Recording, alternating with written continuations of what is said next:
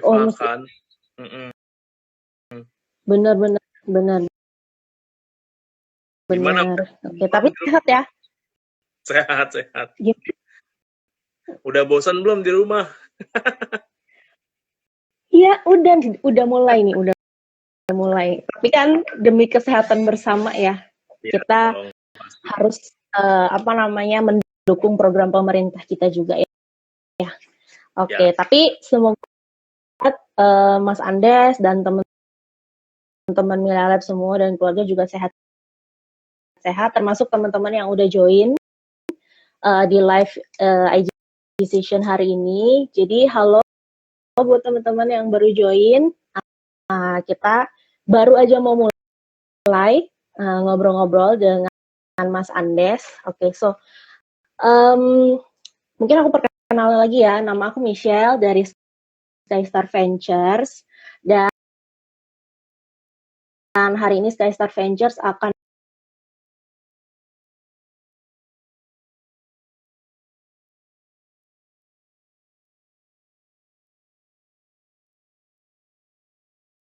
juga akan kenalin sedikit tentang Milalab itu.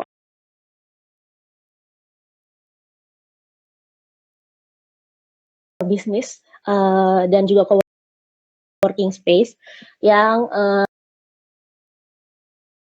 entrepreneur dan juga para founder untuk validasi bisnisnya, juga mengembangkan bisnisnya. Kita mana kita mencoba untuk membangun sebuah startup ekosistem atau entrepreneurship ekosistem untuk teman-teman yang jadi dari teman-teman founders yang lain atau teman-teman dengan berbagai sektor bisnis yang lain. Nah, salah satunya nih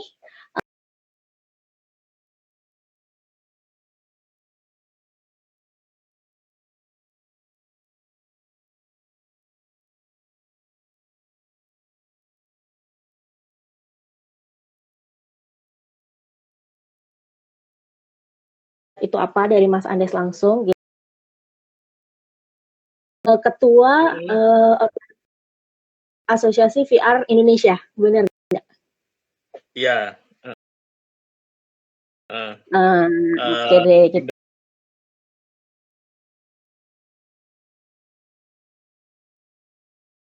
Juga ya. Sedikit tentang Mas Andes dan Milalab. Mungkin kalau dari Mas Andes sendiri, aku pengen tahu Milalab itu sebenarnya apa sih Mas? Gitu. Oke. Pertama-tama thank you ya.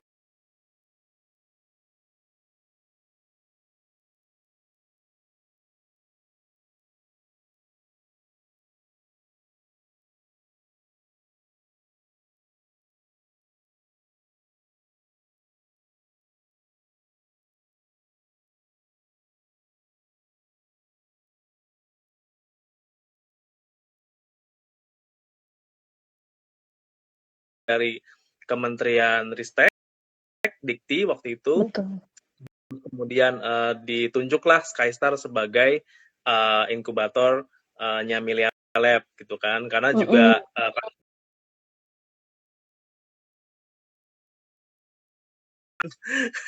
capek sih Mas, capek sih. Setelah itu ya kita ketemu, Skystar sangat mensupport tim-tim calon eksekutif kita, terus dilatih sama program-program inkubator dari Skystar Ventures, dan sampai saat ini juga kita masih terima kasih banget gitu udah didukung sampai sekarang. So sebelum aku ngenalin Milalab itu ucapan terima kasih saya dan mewakili tim Milalab. Jadi Milalab ini ya memang kalau misalkan dipanjangin, kepanjangannya Milalab ini Millennial Learning Actuator Laboratory gitu. Jadi kenapa saya kekinian aja, Milea Dilan gitu kan. Benar. Baru tadi mau nanya, kenapa Milea? Apakah supaya gampang diingat sama anak-anak sekolah gitu, karena kan emang tujuannya kita untuk education teknologi. Jadi Milea ini sebenarnya salah satu produk dari Sinta VR. Nah, Milea Lab ini sendiri adalah semacam all-in-one cloud-based platform tanpa harus ngoding. Gitu. Jadi, imagine misalnya Michelle nih, Michelle tidak punya background coding, tapi Michelle itu pingin buat konten pendidikan berbasis virtual reality. Nah, dengan menggunakan Milea itu udah langsung bisa bikin tanpa harus ngoding. Jadi kayak tinggal drag and drop aja, terus akan pakai apa namanya aplikasi atau web software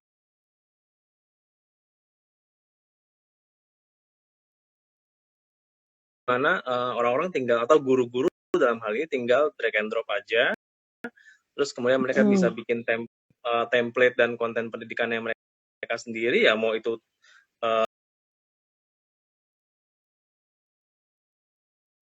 bikin karena kita punya ribuan library di sana, mereka tinggal gunain aja, dibagiin aja ke siswanya. Kemudian siswanya tinggal bisa akses lewat handphone mereka masing-masing dan it's very easy gitu. Oke, Mas, menarik nih. Tadi kan kita gitu ya untuk membantu apa namanya sektor edukasi gitu. Nah, mungkin ada teman-teman yang join di sini tuh ada juga yang mungkin belum terlalu awam dengan sebenarnya apa sih VR, Mas, gitu. Apa sih teknologi virtual reality gitu. Kalau misalkan dibahasakan ke bahasa kita gitu. Kalau bahasa serapan Indonesianya realitas maya ya. Virtual reality, realitas maya. Sebenarnya ini dua kata yang kontradiktif loh, Michelle. Yang satu virtual. Jadi emang betul. Kalau kita ngomongin dua kata ini aja yang kontradiktif, memang ya VR ini adalah teknologi yang menggabungkan antara dunia maya atau dunia virtual ke dunia nyata kita dengan cara memakai namanya VR headset gitu. Jadi si user ini memakai VR headset, siapapun yang memakai VR headset, dia akan seolah-olah berada di istilahnya, dia seolah-olah imersif ke dunia virtual itu gitu. Kalau misalkan teman-teman pernah nonton film The Matrix atau mungkin Ready Player One gitu ya, yang baru-baru ini, atau mungkin ada yang TV series baru namanya Upload. Nah, itu kayak gitu tuh. Jadi siapapun yang menggunakan VR seolah berada distraksi dari luar. Jadi kalau misalnya Michelle pakai VR, terus misalkan saya sama teman-teman di sekeliling Michelle goda-godain gitu, Michelle nggak akan sadar bahwa akan ngerti ada gitu, karena udah asik sendiri di dalam dunia virtual itu. Gitu. Oke. Jadi menarik Mas, menarik banget. Jadi memang teknologi VR ini aku pun juga sekarang ini udah agak sering nih lihat gitu. Bahkan di CP pun ada tuh satu apa namanya kayak tempat permainan yang emang dia sepertinya memanfaatkan teknologi VR, ya kan, untuk apa namanya apa gitu yang kayak apa namanya light pedang itu ya, yang kayak gitu-gitu, yang kayak di Star Wars gitu. Nah, sebenarnya kalau menurut Mas Andes sendiri nih, perkembangan VR, teknologi VR di luar negeri dan di Indonesia tuh seperti apa sih, Mas? Di luar negeri dulu deh. Kalau menurut Mas Andes tuh perkembangannya udah seperti apa gitu? Kalau di luar negeri itu bisa dibilang aku selalu bagi dua ya, perkembangan industri sama perkembangan academic research. Kalau industri sih sejak Facebook itu meluncurkan satu alat teknologi yang paling baru tuh tahun kemarin namanya Oculus Quest, membeli alat VR dan juga memakainya gitu. Tapi sebenarnya di luar negeri ya udah banyak banget event-event terkait VR, terus asosiasi-asosiasi terkait VR, terus kemudian developer VR dan sebagainya. Karena juga akses mereka untuk teknologi itu secara distribusi ya itu lebih gampang dibandingkan kita yang ada di Asia Tenggara gitu. Nah, tapi untuk industri kontennya sendiri, aku bisa bilang sih bahwa kita semua seragam. Mau itu ada di China, mau itu ada di US atau di Indonesia, kita semua bisa ngebuat konten untuk VR gitu loh. Karena sudah tidak ada lagi restriksi ya untuk membuat konten-konten semacam itu gitu. Jadi dan developers kita sih nggak kalah saing ya, maksudku kayak banyak kok developer kita sekarang yang udah banyak bisa bikin konten virtual reality ataupun augmented reality, malah banyak yang juga dari lulusan SMK gitu, nggak cuma dari lulusan yang ngambil kuliah IT, tapi anak-anak SMK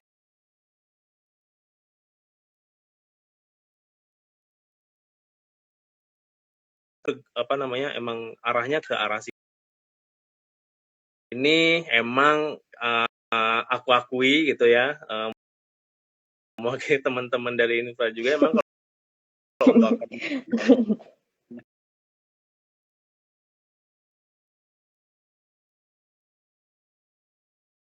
20 tahunan kita ketinggalan karena memang ranah research virtual reality ini tantangan-tantangan ya untuk melakukan riset terkait hal-hal terkait VR gitu, mau itu hardware ataupun itu softwarenya gitu. Nah makanya kita dari Infra juga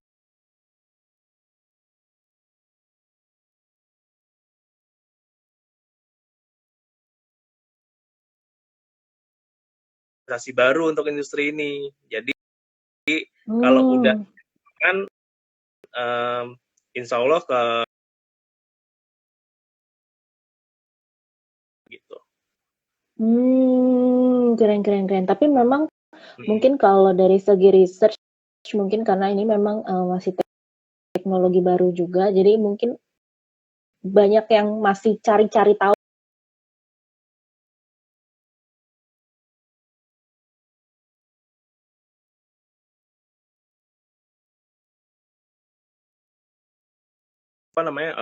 Terutama academic research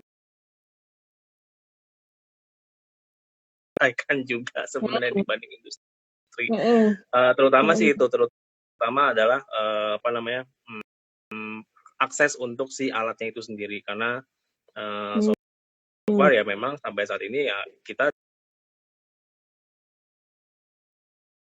ya kita impor dari luar negeri dan itu kadang nunggunya lama dan juga kita nentuin konsep academic research-nya seperti apa. Nah, kayak gitu-gitu sih sebenarnya. Ya, sangat pesat sekali.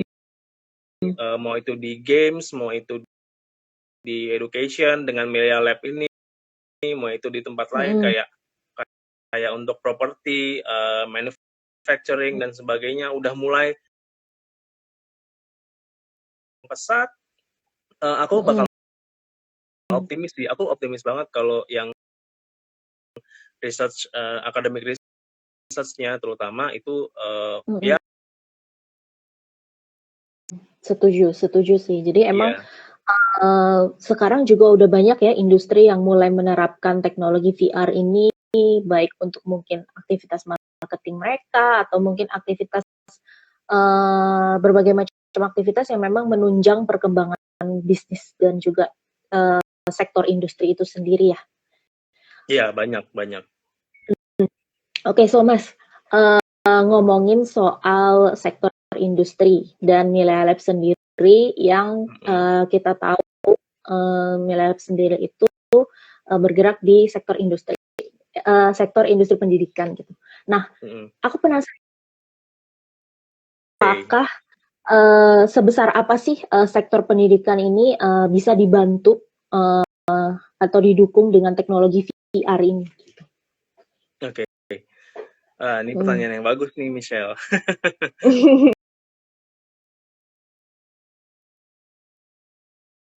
Research market, kita udah ngelakuin research market dari tahun 2018 gitu. Bahwa kita yakin sih, saya dan teman-teman di kantor yakin bahwa teknologi VR ini adalah salah satu teknologi yang dibutuhkan sekali di Indonesia karena ini bisa menembus batas ruang waktu ceritanya gitu kan.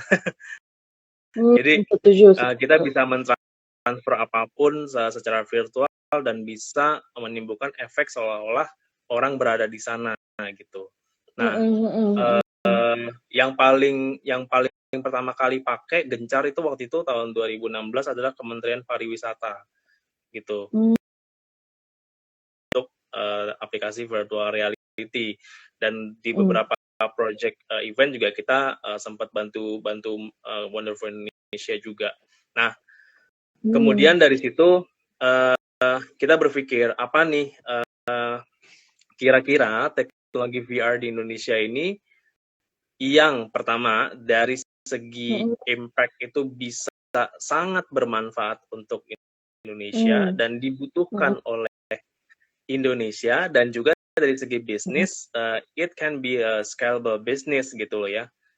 Jadi dari segi impact-nya dapat, dari segi kebutuhannya, demand-nya dapat, dari segi bisnisnya pun juga dapat.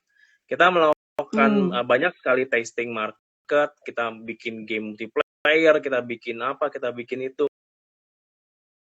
di education gitu. Karena pendidikan kita nih, pendidikan Indonesia ini kan beragam ya. Jadi kalau kita ngomongin pendidikan, mungkin teman-teman yang bergerak di bidang edukasi juga mungkin tahu bahwa kalau kita ngomongin pendidikan, kita ngomongin ngajarin murid, itu berarti kita mesti tahu yang namanya unsur pedagogik siswa. Artinya kita mesti mengerti nih siswa ini maunya belajarnya pakai apa, pakai metode apa. Ini apalagi zaman sekarang kalau kita mau ngajarin adik-adik kita yang SMA, SMP, SD gitu ya, nggak bisa tuh kita kayak kalau kita diajarin kayak dulu tuh nggak bisa gitu loh. Kayak disuruh ngapalin perkalian atau apa namanya gambarin pakai tabel perkalian gitu ya. Ya, segitiga trigonometri atau apa gitu kan. Itu nggak akan pernah bisa apa namanya dengan generasi-generasi yang adik-adik kita ini gitu loh. Nah, apa yang mereka mau adalah hal-hal yang sangat dekat dengan kehidupannya mereka, which is apa namanya hal-hal yang sangat teknik gitu, hal-hal digital gitu ya, pedagogi sih. Nah, kalau kita ngomongin apa namanya penetrasi internet juga, itu kan di Indonesia udah 70% ya penetrasi internetnya. Memang masih banyak daerah yang belum apa namanya ada penetrasi internet, bahkan belum dipenetrasi oleh, tapi untuk saat ini kita fokusnya belum ke sana. Nah, yang 70% ini itu mereka sangat membutuhkan teknologi di mana yang pertama itu bisa istilahnya meningkatkan engagement siswa yang adik-adik kita ini untuk belajar lebih kreatif lagi gitu loh. Karena kalau dasar dari belajar itu, Shell, itu kan sebenarnya kita, kalau aku belajar sesuatu, atau mungkin juga Michelle belajar sesuatu, itu pasti akan lebih masuk kalau kayak aku kebetulan very very curious dengan fisika gitu kan, makanya aku kuliah di fisika gitu. Nah, dari kebayang apa maksudnya kalau keingetan dulu waktu SMP aku apa namanya karena emang udah suka sama fisika, jadinya SMP aku udah belajar apa namanya tentang relativitas Einstein atau apa namanya nuklir, foton dan sebagainya gitu-gitu. Karena memang dari awal aku emang curious akan hal itu. Nah, hal-hal ini yang bisa apa namanya bisa dibantu oleh VR. Itu yang pertama. Jadi bagaimana VR ini bisa meningkatkan engagement curiosity si siswanya itu sendiri. University di Inggris gitu ya. Emotional engagement itu naiknya bisa sampai 30%, bisa sampai 40% gitu. Terus peningkatan konsentrasinya itu bisa sampai 6 kali lipat gitu dan sebagainya. Terus kemudian increasing memory juga gitu loh. Nah, itu yang tadi pedagogik itu ya memang VR ini adalah ya salah satu teknologi yang dibutuhkan gitu loh untuk meningkatkan engagement belajar siswa-siswa yang di bawah kita ini, adik-adik kita ini. Nah, yang kedua, VR ini dibutuhkan sebenarnya dan juga bisa di laboratorium atau alat-alat peraga sekolah. Atau misalkan study tour atau apa ya kerja maksudnya praktek lapangan gitu ya. Misalkan gini, ada anak-anak SD ini yang masih lucu-lucu nih kan. Terus mereka mungkin belajar tentang apa namanya sejarah gitu kan. Nah, mereka belajar tentang sejarah, nah mereka belajar tentang budaya. Maka nih ya, membayangkan, coba teman-teman bayangkan lagi ada di apa namanya di mana ya, di Sulawesi misalkan atau di Lombok lah katakanlah gitu kan. Nah, terus kemudian coba bayangkan lagi ada di Lombok gitu kan, terus kemudian nih ada baju adatnya dan sebagainya gitu. Nah, kebayang nggak sih kalau misalkan si murid-murid ini itu dia bisa dikirim ke situ, jadi istilahnya secara virtual mereka pakai alat VR-nya gitu ya, yang murah itu. Terus kemudian mereka ya udah dengan menggunakan Milea Lab si gurunya bisa bikin sendiri kan. Nah, terus kemudian si siswa-siswa ini seolah-olah dia ya ada di situ dan belajar tentang kebudayaan-kebudayaan yang ada di situ. Nah, kemudian di blended dengan metode menurunkan cost apa namanya baik itu fasilitas kayak kalau kita ngomongin SMK berarti mesin gitu ya atau fasilitas laboratorium kita ganti semuanya dengan virtual gitu. Itu cost-nya bisa sampai 95% loh, Michelle. Ininya apa namanya penghematannya. Iya, karena kan ya virtual jadinya kita nggak usah ada maintenance, nggak usah ada apa namanya kalau salah pencet rusak atau apa gitu kan ya udah gitu. Tinggal diganti aja dengan virtual, jadi tanpa harus si sekolah juga investasi yang besar gitu loh dengan menggunakan VR ini gitu. Nah, yang ketiga masalah distribusi. Dengan adanya VR ini kita bisa nge-cut distribution untuk fasilitasnya juga. Gitu. Misalnya kita mau ngirim mesin ke sekolah mana kan Indonesia ini kepulauan nih, kadang-kadang agak susah nih untuk distribusi peralatan-peralatan gitu kan. Nah, dengan VR ya udah karena gurunya yang apa namanya gurunya bikin dengan si laboratorium itu tinggal diklik aja terus keluar dari laboratorium A gitu atau laboratorium B gitu kan. Jadi nggak usah pakai distribution channel lagi. Gitu. Jadi memang demand-nya memang ada banget sih Michelle di Indonesia karena mereka juga butuh sekali gitu. Dan secara global sebenarnya kalau misalkan teman-teman nanti coba buka di apa namanya demand dan supply VR content itu nanti teman-teman pasti nemu ada satu artikel pun konten-konten VR di pendidikan itu demand-nya tinggi banget. Jadi beda persen segmentasi demand dan supply-nya itu sekitar 50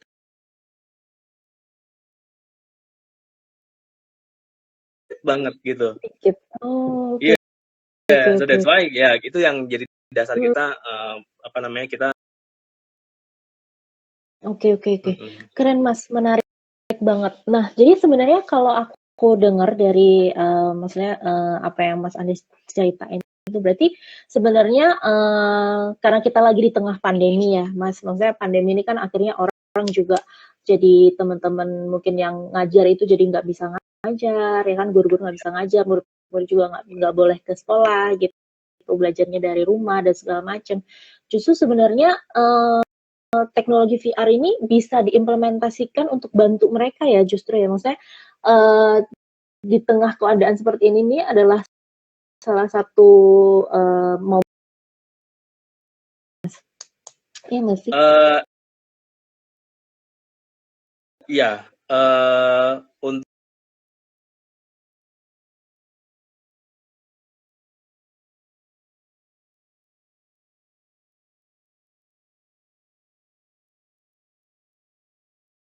adik-adik kita ini mulai sekolah dari rumah, nah orang tuanya bingung, nanti gue mau ngajarin anak gua gitu kan. Nah, salah satu apa namanya engagement tools yang bisa dipakai itu adalah ya virtual reality. Nah, dengan si Melia Lab ini ya misalkan orang tua bisa pakai si Melia Lab yang free versionnya, terus mereka bisa bikin beberapa simple apa namanya simple template gitu ya, kemudian dikasih ke anaknya. Nah gitu, kamu lihat dinosaurus apa di sana, atau kamu lihat tumbuhan apa di sana, coba dong kasih tahu mama atau kasih tahu papa kamu lihat apa. Terus dari situ mulai kan teknik apa namanya diskusi dan sebagainya gitu. Jadi dipancing dulu dengan menggunakan si VR itu kalau untuk orang tua dan murid bisa banget dipakai gitu, dan bisa dikombinasikan dengan berbagai macam games gitu ya, metode games gitu. Nah, kalau untuk di sekolah, kebetulan banget tadi aku baca di artikel bahwa kan sekolah-sekolah udah mau mulai buka nih ya, bulan restriksi tuh, kayak misalkan ya yang paling agak bikin aku nyes sih bahwa salah satu rules-nya adalah guru tuh dibatasi mobilitasnya gitu. Bayang nggak sih lu duduk gitu ya di kelas, terus dikasih social distancing gitu ya per 1,5 meter, terus kemudian guru lu ngajarin misalkan ya ngajarin matematika gitu, atau ngajarin matematika apa namanya subjek ya. Nah, bayang nggak kita cuma duduk terus 1,5 meter nggak ada teman, terus guru juga nggak bisa mobile, guru nggak boleh mobile atau dibatasi mobilenya, mobilisasinya gitu. Kebayang nggak itu benar-benar susah loh. Kalau aku udah bisa ngebayangin itu susah banget, karena kan yang namanya guru ngajar di kelas itu pasti ya, pas aku juga waktu itu mobile gitu kan, nanyain satu persatu, gimana kamu udah sampai mana, udah bisanya apa yang nggak bisa gitu kan, apa yang nggak bisa. Nah, hal yang kayak gini ini bakal jadi challenge banget kalau emang benar-benar dibuka ya bulan Juli dengan peraturan seperti itu. Nah, aku ngebayangin sih teknologi apa namanya VR ataupun AR ya, ini bisa banget dipakai gitu. Jadi gurunya udah diem di situ, nggak mobile, tapi ya gurunya tinggal istilahnya kalau misalkan di sekolah itu ada kayak fasilitas gitu kan, terus kemudian ya udah dengan menggunakan 360 handheld pun nggak usah pakai kacamata VR misalkan ya, kalau nggak ada pakai 360 handheld pun mereka juga udah bisa istilahnya merasakan gitu, oh ternyata kayak gini gitu. Nah, tanpa harus bisa aku kebayangnya sih bisa ngebantu si teknologi VR ini dalam menghadapi situasi pandemi sekarang sih gitu. Iya sih, memang itu juga jadi salah satu apa ya? Aku juga sempat baca itu dan kayak, duh kasihan juga ya kalau misalkan kadang kan anak-anak juga kalau misalkan teman-teman adik-adik itu lagi belajar gitu kan kadang-kadang kalau justru nggak ditanya kan kadang-kadang kan kayak gitu ya. Jadi memang kalau misalkan sampai dibatasi juga kasihan banget sih. Oke, Mas Andes, aku pengen tahu nih selama nanti abis pandemi ini ataukah selama pandemi ini tim Melia Lab ini lagi ada project apa nih? Bakal lagi ngerancang project apa atau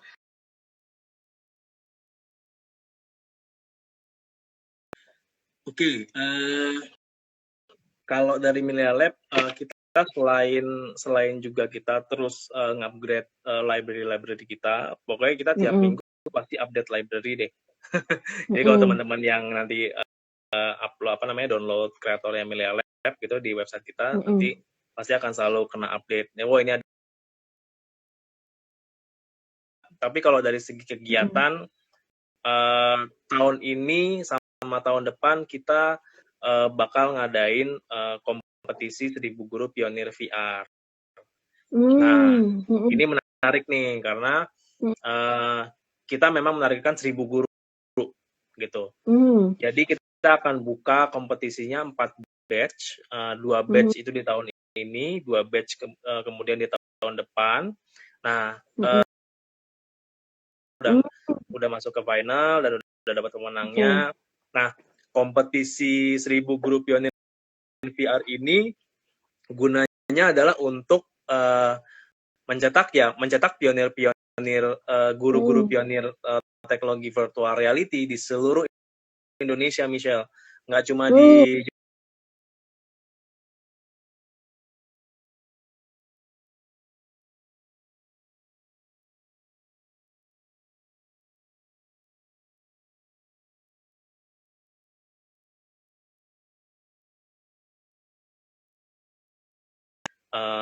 untuk siswa-siswanya mereka.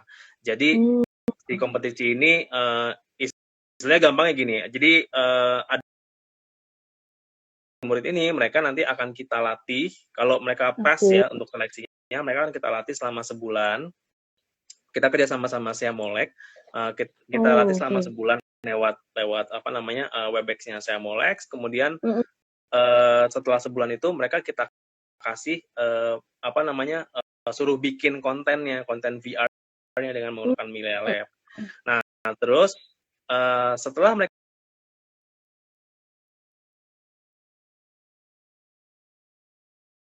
ke siswa target yang mereka targetkan, ya. Jadi siswa target dan kelas target itu adalah memang siswa yang dipilih oleh sekolahnya tersebut yang memang secara engagement si siswa-siswa target ini untuk belajar lebih baik lagi. Dan dari batch pertama ini kita lihat guru-guru kita nih ya yang menang ini finalis itu kreatif banget gitu dan terbukti memang si pelajaran lewat VR ini bisa meningkatkan si engagement murid targetnya ini gitu. Nah, jadinya juga kita dari kompetisi ini juga nanti ketika final muridnya bikin, jadi akan ada life changing moment di situ kan. Wah ini gue aduh kok saya disuruh presentasi sih gitu kan. Jadi dia akan jadi hero-nya sekolah gitu kan. Nah di situ kita juga ingin banget menyampaikan pesan bahwa murid itu dia secara sorry ya belum tentu dia bodoh gitu lah istilahnya gitulah istilah gampangnya. Tapi ada hal-hal lain di mana dia bisa istilahnya meningkatkan ketertarikannya dia dalam belajar gitu. Dan salah satunya dengan menggunakan VR gitu.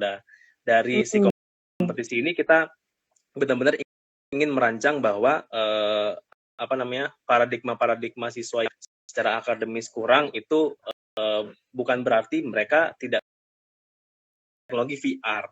Nah, ini campaign yang atau project yang akan kita lakukan secara continue. Dengan adanya COVID atau tidak adanya COVID, tidak ada halangan buat kita karena kemarin juga kita udah successfully kita punya pemenangnya gitu. Ya itu sih kalau untuk yang project yang kita lagi jalanin sekarang, dan juga rencana-rencana ke depan sih kita mau lebih banyak menggandeng guru-guru untuk menjadi template maker. Gitu sih. Keren. Oke. Sebelumnya congrats Mas, karena yang batch satunya udah sukses dan udah ada guru-guru juga yang jadi beberapa ambasador yang bisa jadi salah satu dari 1000 guru VR.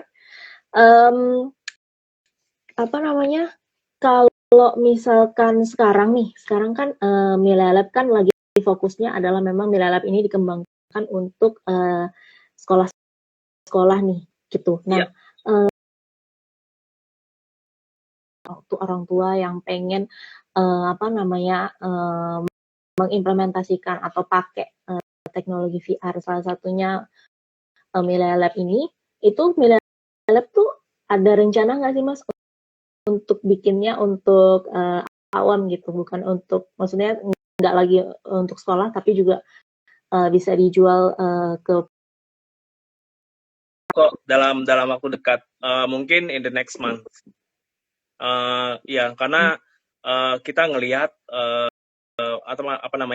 tren belajar siswa ya gara-gara si pandemik ini, itu ya walaupun sekolah buka, aku rasa sih pasti juga ada lebih banyak waktu siswa ini belajar di rumah dengan didampingi oleh orang tuanya gitu.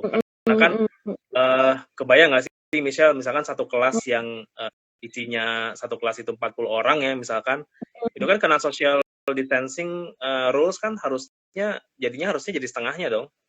Iya, nggak boleh 4. Dia kan nggak boleh rapat-rapat gitu ya, berarti itu kan, dan kemudian atau mungkin dikurangi jam pelajarannya sehingga ya tetap aja nanti di rumah juga pasti akan ada aktivitas lain antara si murid ini dan orang tua, dan kita udah berpikir ke arah situ sih, dan kita emang pengen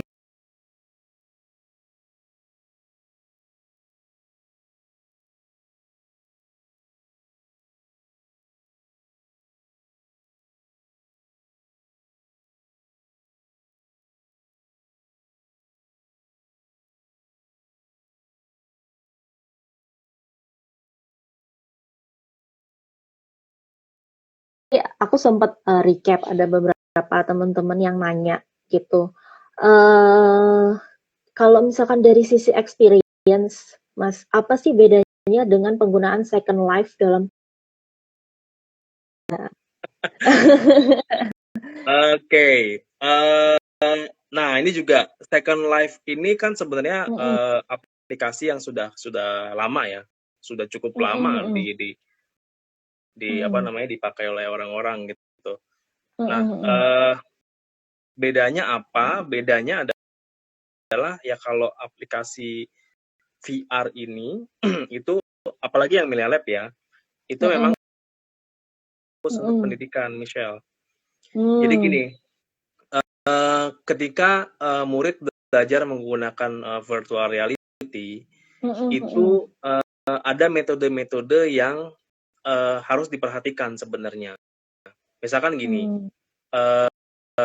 misalkan jalan deh, pokoknya jalan kalau kita main Second Life atau main games 3D yang lain misalkan ya, kita bisa jalan sesuka hati kan, mau jalan ke kanan, kiri, depan, belakang, loncat, itu kan bisa jalan sesuka hati. Cuma kalau kita mau mengaplikasikan itu untuk education atau untuk pendidikan, untuk belajar gitu ya, kita sebaiknya sih menghindari itu, karena Kalau misalkan si muridnya nanti bisa jalan bebas, nanti liatin objek yang ada di depannya atau yang ada di sebelah kirinya gitu. Itu yang pertama. Jadi Media Lab sendiri untuk fungsi-fungsi yang berhubungan dengan metode pendidikan dengan menggunakan VR, kita memang mensadur atau istilahnya memang sebelum kita bikin si software ini kita kumpulin dulu nih riset-riset akademik yang terkait penggunaan VR dalam pendidikan. Dan ternyata penggunaan VR ini dalam pendidikan itu harus ada yang dilimit. Nah, terus yang kedua interaksi apa namanya? Interaksi dengan benda-bendanya itu dibeda-bedain tergantung dengan skenarionya seperti apa. Terus kemudian, nah ini yang mungkin bisa membedakan antara Second Life dan VR yang menggunakan Media Lab juga, bahwa VR untuk pendidikan ini sebenarnya pemakaiannya itu selain untuk belajar, Michelle, itu adalah yang paling penting adalah untuk kan oleh apa namanya mungkin ya banyak dikesampingkan atau mungkin banyak dilupakan bahwa any teknologi mau itu VR, mau itu AR, mau itu just 3D atau dari game PC atau apa, kalau kita bicara pendidikan ujung-ujungnya kita harus ada keluaran yang bisa ini sukses nggak ya ini teknologi ini untuk bikin pintar anak ini gitu loh. Terus ukurannya gimana gitu. Nah, si VR ini dia bisa apa namanya melakukan sistem assessment dengan lebih advance lagi. Jadi nggak cuma menjawab pilihan ganda, nggak cuma jawab esai, nggak cuma ngitung-ngitung, tapi lebih ke bisa juga ya, misalkan di Media Lab kita lagi bikin sistem untuk assessment SOP atau dan juga assessment untuk decision making. Jadi misalkan ada skenario apa gitu, terus kemudian jadi kalau teman-teman itu belajar fisika, terus murid-muridnya itu seolah-olah dia harus nyelamatin orang yang lagi hanyut, lagi kebanjiran terus hanyut, terus di sebelahnya nggak ada apa-apa, cuma ada botol kaca sama botol plastik gitu. Nah, terus kemudian ada info ini kecepatan debit airnya segini. Nah, dia harus ngapain nih buat nyelamatin tuh orang. Nah, yang kayak gitu-gitu sebenarnya yang apa namanya kayak decision making seperti itu. Terus kemudian apa namanya di situ kan juga si murid juga bisa tahu bahwa oh iya ya ini ternyata belajar fisika Media Lab gitu. Jadi pelajaran-pelajaran yang mungkin selama ini mereka anggap ngapain sih belajar kayak gini gitu, ngapain sih belajar sejarah atau ngapain sih belajar matematik, tapi pada kehidupan sehari ternyata itu semua ada di sekeliling mereka gitu. Nah, hal ini yang memang kita optimalkan di dalam virtual reality gitu. Mungkin ya itu perbedaannya antara yang Second Life dengan yang si VR for Education ini. Menarik banget Mas, menarik banget. Oke, terus ada lagi nih yang nanya, tadi sempat aku recap juga, pernah dengar remote blending experience nggak? Iya, nah kalau itu kan kalau remote blending experience itu sih sama kalau misalkan untuk VR sebenarnya itu bisa di apa namanya digabungin sih sebenarnya. Itu remote blending experience dan VR. Cuma memang kalau misalkan remote blending experience ini dia istilahnya apa ya, interaksinya sih harus dioptimalkan gimana caranya supaya dia bisa masuk dengan menggunakan teknologi VR ini gitu sih gitu. Oke. Mungkin kalau ini pertanyaan dari aku ya gitu, kayak aku yang mungkin masih awam banget dengan teknologi VR. Andes tadi bilang itu kan bisa menjadi bagian atau digabungkan nih dengan teknologi VR gitu. Itu sebenarnya apa gitu dan kenapa bisa digabungkan dengan teknologi VR itu sendiri? Oke, kalau digabungkan, kenapa bisa digabungkan? Karena semuanya sama-sama bisa di remote ya. Remote learning experience dan juga apa namanya VR gitu, semuanya bisa dilakukan sama-sama dengan menggunakan sistem online atau remote gitu kan ya. Nah, menjadikan salah satu pelengkap sih gitu, pelengkap remote learning experience gitu. Nah, pelengkapnya di mana? Sebenarnya sama aja dengan yang offline ya, yang offline experience gitu. Nah, pelengkapnya adalah ketika si VR ini digunakan ketika di awal atau di tengah-tengah biasanya. Jadi pas di awal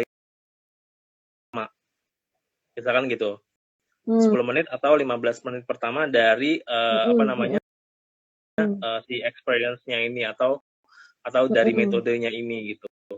Nah, apa yang didapatkan di 10 atau 15 menit pertama itu adalah kayak pengantar gitu loh, Michelle.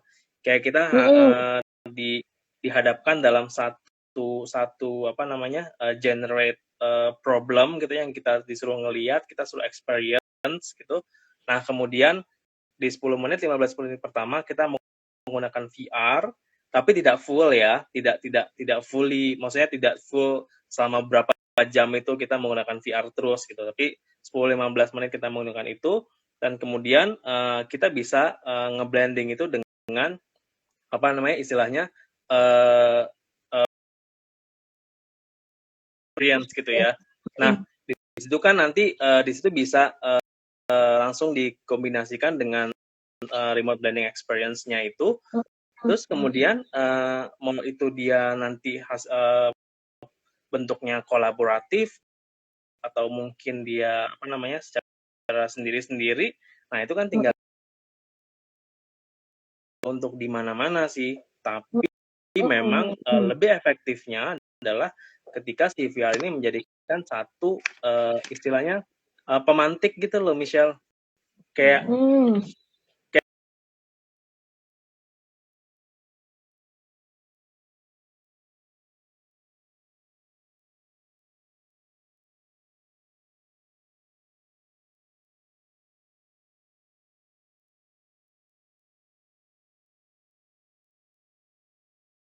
misalkan teman kita itu jadi seorang pasien PDP gitu kan, terus kita harus nganterin ke rumah sakit. Nah, itu gimana? Nah, itu kita bisa di 10-15 menit pertama kita bikinkan VR blended learning-nya itu gitu. Dan sehingga terus nanti sistemnya juga nanti bisa diintegrasikan, misalkan sistem penilaian atau sistem diskusinya segala macam itu bisa banget untuk dijadiin satu gitu. Gitu sih. Jadi nanti ada storyline-nya gitu ya, ada story-nya, terus ada mission-nya yang harus mereka kerjakan dan segala macam, dan nanti di akhir bisa diukur nih gitu di measure. VR ini juga bisa dipakai. Oke. Oke.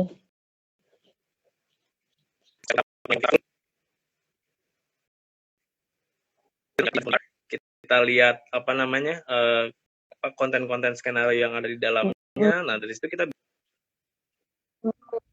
bisa jadi bahan diskusi sih. Oke. Nah, Mas, ini ada juga nih teman-teman yang nanya nih, apakah template-template di Milea Lab itu sepenuhnya gratis atau ada yang berbayar? Nah, sorry tadi ada kah? Halo? Iya, halo.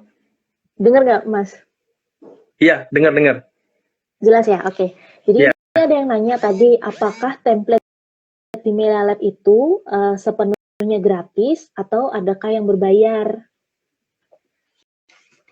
Template Milea Lab. Sebenarnya kalau misalkan aset library-nya itu itu gratis. Jadi asal-asal library 3D-nya, terus kemudian background music sama gitu. Kalau untuk yang premiumnya, kita kan juga ada yang free, ada yang premium ya. Nah, yang kita batasin itu sebenarnya interaksinya sih.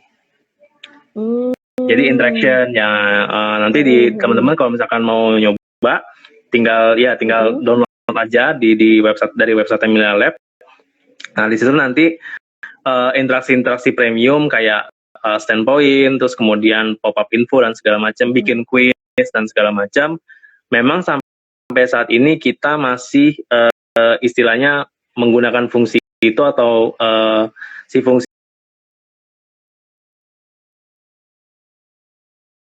gitu, si Emilia Lab gitu. Itu sih, gitu. Cuma kalau misalkan teman-teman mau coba, ya nggak apa-apa. Dengan yang free pun juga udah bisa nyoba sih sebenarnya.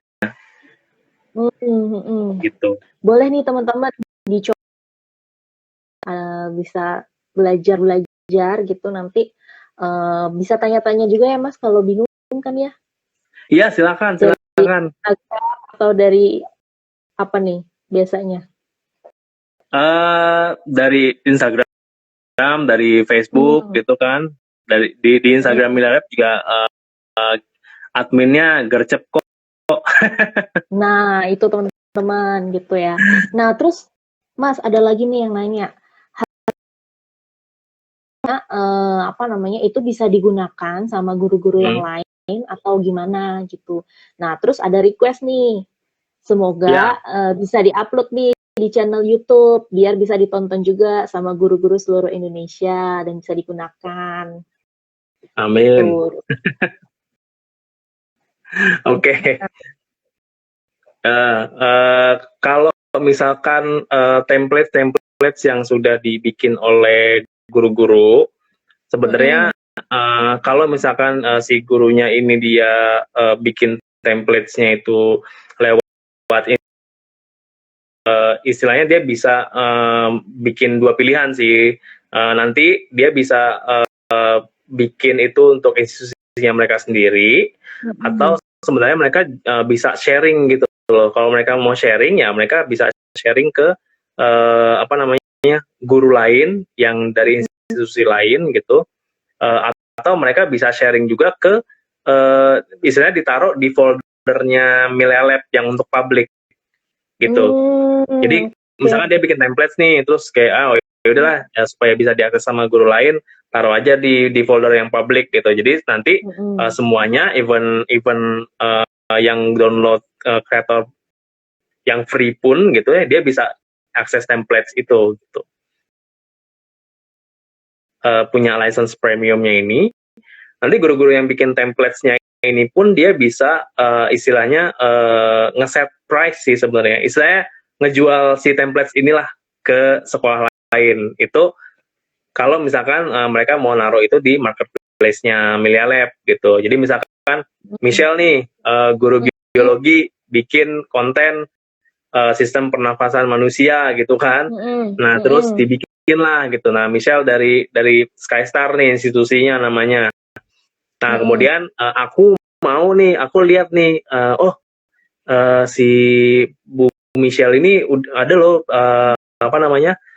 sistem pernafasan gitu kan. Nah, terus kemudian aku tertarik nih, ya udah aku mau download atau aku mau gunain templates itu. Nah, kalau misalkan Michelle itu ngesetnya untuk publik, ya setting price di situ, ya aku harus ada istilahnya harus belilah ke Michelle gitu. Misalkan berapa kayak 50.000, 100.000 gitu kan. Itu sih. Oke, menarik. Jadi sebenarnya ini bisa buat bantu guru-guru juga ya. Kalau misalkan itu bikin aja template gitu, nanti mungkin dibikin berbayar gitu. Jadi bisa bantu guru-guru juga gitu ya Mas? Iya, memang itu tujuan kita juga. Keren. Oke Mas, jadi mungkin tadi itu beberapa pertanyaan dari teman-teman dan dari Skystar juga. Sebelumnya thank you juga Mas Andes udah mau join live IG session bareng. Sama-sama, thank you. Thank you udah sharing-sharing juga tentang dunia VR, tentang Milea Lab dan segala macam. Semoga Milea Lab bisa sukses terus, di tengah keadaan yang mungkin nggak menentu gini. Iya. Itu sih teman-teman. Nah, buat teman-teman yang mungkin tertarik atau misalkan tadi kepo nih dengan Milea Lab,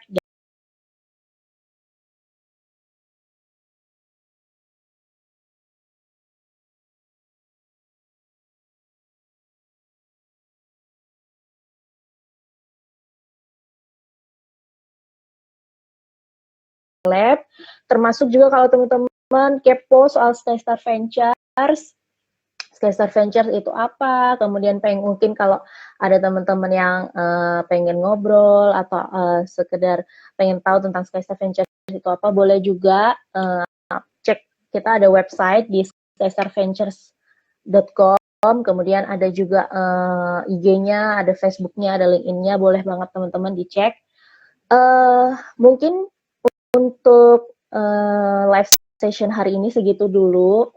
Terima kasih juga buat teman-teman yang udah join tadi dan yang mungkin masih join sekarang di live IG session ini gitu. Semoga teman-teman semua sehat. Semoga Mas Andes juga sehat ya, dan teman-teman Iya, thank you Michelle, sama-sama. Semuanya juga semua sehat deh, semua yang tadi nonton. Benar.